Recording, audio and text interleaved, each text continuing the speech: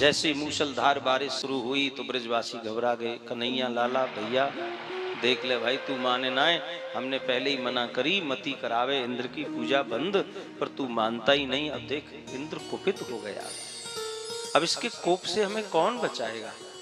तो ठाकुर जी ने बड़ी प्यारी बात कही, चिंता मत करो भैया, जिसकी तुमने पूजा की है, जिसको तुमने 56 भोग खिलाए हैं, उन्हीं गिरिराज जी से प्रार्थना करो, वही तुम्हारी रक्षा करेंगे। और कितनी बढ़िया बात ठाकुर जी ने हम सबको यहाँ सिखाई है।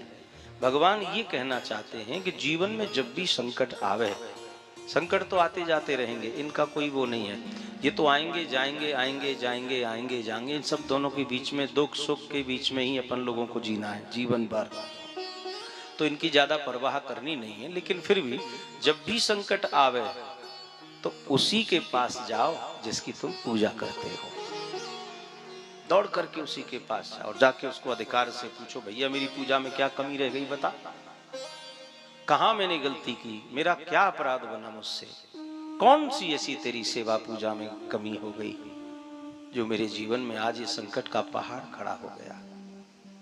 कभी अधिकार से उसे पूछो तो सही, वो बताने के लिए तैयार खड़ा है। कोई पूछता ही नहीं है, कुछ नहीं पूछता उसे, केवल अपनी सुनाता है। कभी उसकी तो सुनो, उसके मन में कितना सब कुछ भरा पड़ा है, उसकी कोई नहीं सुनता, अपनी सुना रहे, धाए धाए धाए धाए, जब जब आएंगे जब अपनी सुना के जाएंगे। कभी उसकी भी सुनने की चेष्टा तो करो, वो भी तो कुछ कहना चाहता है। मंदिर आओ, कुछ नहीं कहना है आपको, टकटकी लगाई, अपलक दृष्टि से देखो, निहारो भगवान को और अनुभव करो कि वो कुछ हमसे कहना चाहता है, और उसकी सुनो, अपनी मत सुनाओ। अपनी तो उसे सुनाई जाती है जिसे कुछ पता नहीं है, वो तो अंतर्यामी है भैया, सब जानता है। जो माथे की रेखा को देख करके ही तुम्हारी अंतर हृदय की वेदना को पढ़ लेता है कि तुम कौन हो, कैसे हो, कितने में हो, कितने में मतलब कितने गहरे पानी में हो, आखिर तुम हो क्या, वो सब कुछ पता, उसी ने तो सबको बनाया है। तो उसके सामने रोने की उसकी जरूरत है ही नहीं, उसे कुछ बताने की जरूरत नहीं, वो सब कुछ जानता है।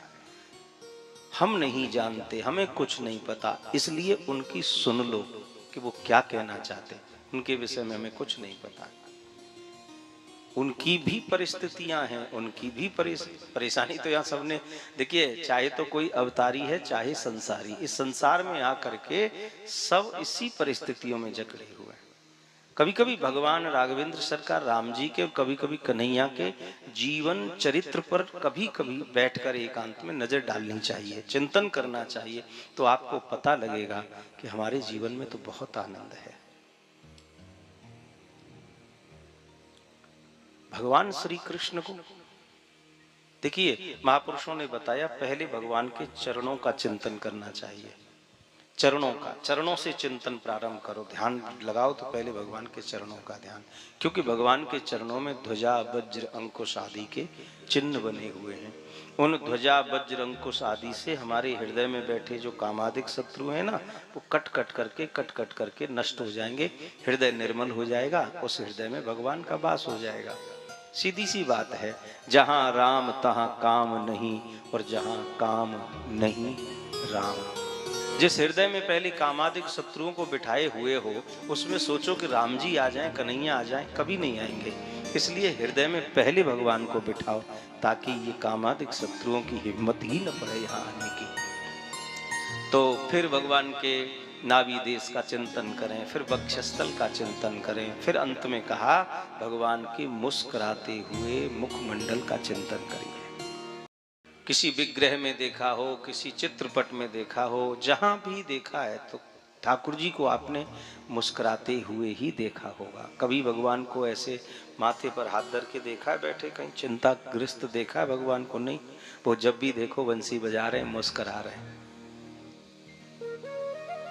और उनका जीवन इतना संघर्ष से भरा हुआ है।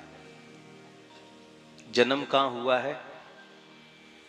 कारागार में, जहां जेल में चोर डाकुओं को बंद किया जाता है, उस कैद खाने में, जेल में तो जन्म लेकर के आए।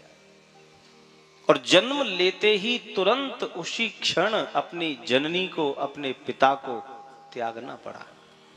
जो बालक जन्म लेते ही माता पिता से दूर हो जाए, ये कोई संकट छोटा मोटा है? गोकुल पहुंच गए, मन में विचार किया कि चलो वहां कंस का भय था, गोकुल में है, अब यहाँ ठीक शांति से रह लेंगे। लेकिन गोकुल में भी शांति नहीं मिली भगवान को। 7 दिन के थे, पूतना पहुंच गई मारने, तृणावर्त पहुंच गया, सक्टासुर पहुंच गया, बकासुर पहुंच गया। गोकुल में नित नए उत्पात होने लगे, गोकुल भी छोड़ना पड़ा, वृंदावन आ गए। सोचा कि गोकुल नजदीक है, गोकुल में जो राक्षस और उत्पात होते रहते थे वो शायद वृंदावन में नहीं होंगे, यहाँ सुख शांति से रह लेंगे। लेकिन वृंदावन में भी शांति नहीं मिली भगवान को, वहां भी राक्षस लोग आने लगे। अघासुर, वत्सासुर, धेनुकासुर, केसी, अरिष्टासुर, व्योमासुर, बड़े बड़े असुर, सुसुर सब आए। हाँ, सब। भगवान को वृंदावन में भी शांति नहीं मिली, वहां भी राक्षसों ने इतना सताया, इतना सताया, फिर वृंदावन भी छोड़ दिया। फिर मथुरा आ गए। मथुरा में कंस आदि राक्षसों का उद्धार किया, एक तरह से ब्रज का कांटा ही खत्म कर दिया। सोचा कि अब कंस मर गया तो अब यहाँ कोई उत्पात नहीं होगा, अब आनंद से मथुरा में रहेंगे।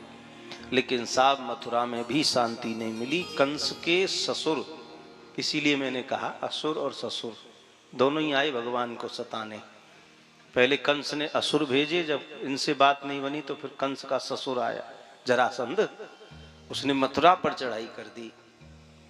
एक बार नहीं 17 बार, और 17वें बार भगवान ने उसे परास्त किया। लेकिन 18वीं बार वो 11,000 ब्राह्मणों को अपने महल में पाठ पर, अनुष्ठान पर बिठा के आया था। अब 18वीं बार भी भगवान उसे परास्त कर देते, लेकिन फिर उसमें ब्राह्मणों का महत्व तो खत्म हो जाता, अनुष्ठान की महिमा मिट जाती। तो ब्राह्मणों के उस अनुष्ठान को सफल करने के लिए भगवान स्वयं रण छोड़ करके मथुरा से द्वारका चले गए। अब सोचा कि अब हम बहुत दूर आ गए, द्वारका समुद्र का किनारा है, यहाँ कोई समस्या होगी नहीं, या कोई समस्या नहीं होगी, आराम से रहेंगे। लेकिन वहां भी पांडवों ने आकर के शरण ले ली, महाराज हमें बचाओ, हमारी रक्षा करो। महाभारत जैसा विचित्र युद्ध, ठाकुर जी ने फिर इन पांडवों को वो युद्ध संपन्न करा के पांडवों को विजयश्री दिलाई। अब जब उनको विजयश्री मिल गई तो भगवान ने सोचा चलो अब शांति है, अब इनको इनका सुख मिल गया, अब हमें कोई झंझट नहीं। लेकिन भगवान को शांति और सुख तो द्वारका में भी नहीं मिला। अब इनके परिवार में ही कलेश शुरू हो गया। यदुवंशियों की बुद्धि ऐसी नष्ट हुई, भगवान की आंखों के सामने उनके पुत्र पौत्र सब आपस में लड़ लड़ करके, कट कट करके मरे। अपनी आंखों के सामने अपने पूरे परिवार का नाश देखा उन्होंने।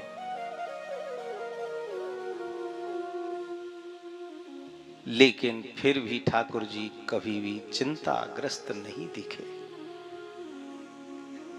सदैव मुस्कुराते रहे। लखी जिन लाल की मुस्कान, इतनी प्यारी मुस्कान है ठाकुर जी की, हर परिस्थिति में इतने मुस्कुराते हैं कि उनकी मुस्कान को कोई देख ले तो बड़े बड़े योगियों का ध्यान भंग हो जाता है।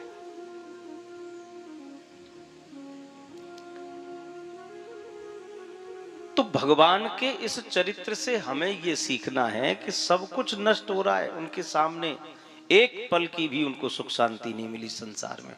इस संसार वालों ने जब भगवान को कुछ नहीं दिया तो तुमको क्या देंगे? ये सब केवल मोह ममता के कारण एक दूसरे से चिपका पड़ा है, बाकी है कुछ नहीं महाराज। सुर नर मुनि जन की यह रीति, स्वार्थ लाग करें सब प्रीति।